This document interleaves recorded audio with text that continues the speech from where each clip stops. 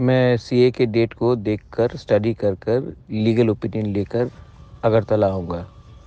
उसके बाद अगर हमें नेक्स्ट स्टेप लेना पड़ेगा अपने बुकुंग बारा को, अपने तीपरासा को सिक्योर करने के लिए, तो वो लीगली, पॉलिटिकली एंड कॉन्स्टिट्यूशनली हम लोग उसका हर रास्ता एक्सप्लोर करेंगे।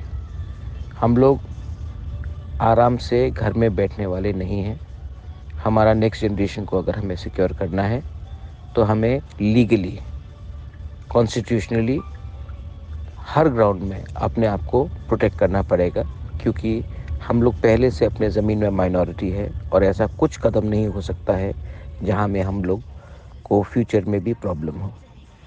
गवर्नमेंट ऑफ इंडिया ने जो कानून पास किया है उसका कानून का खिलाफ मैंने सुप्रीम कोर्ट में केस फाइल किया है। मेरा लॉयर अभिषेक मनु सिंघवी है और हम लोग अपना पॉलिटिकल लाइन अलग रखकर कॉन्स्टिट्यूशनली और लीगली फाइट कर रहे हैं। लेकिन अगर दरकार होगा तो उसको भी हम लोग एक्सप्लोर करेंगे। This is Bubagra.